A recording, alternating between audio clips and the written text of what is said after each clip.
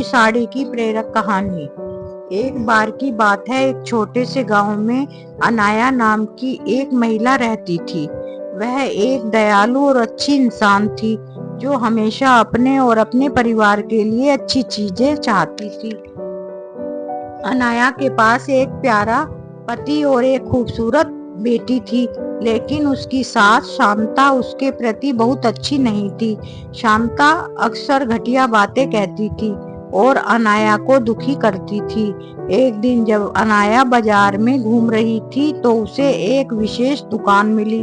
दुकानदार एक बूढ़ा और बुद्धिमान व्यक्ति था।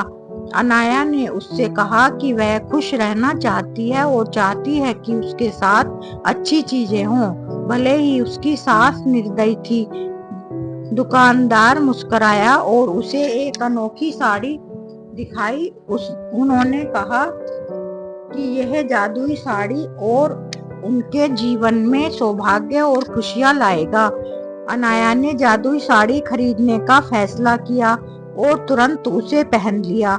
जब अनाया ने जादुई साड़ी पहनना शुरू किया तो चमत्कार हो गया। उसकी सास अनाया के साथ बुरा बर्ताव करने वाली सास उसके साथ प्यार और सम्मान से पेश आने लगी।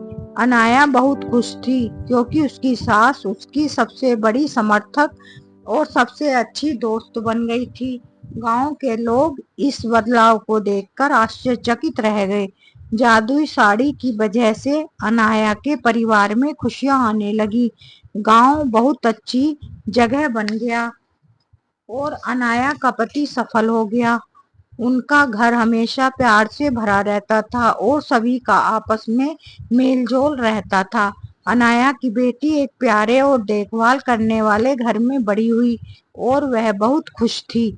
जादुई साड़ी की कहानी दूर दूर तक फैल गई और लोगों को दया और क्षमा का महत्व सिखाया।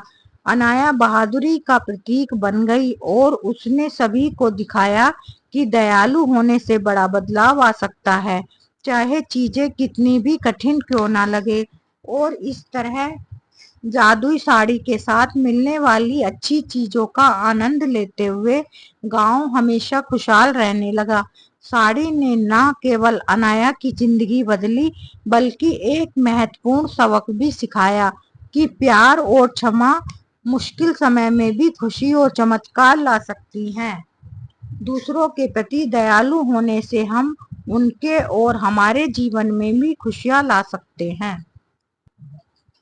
हम आशा करते हैं आपको ये moral stories in Hindi for all पसंद आई होंगी और इन कहानियों से आपको बहुत कुछ सीखने को भी मिला होगा।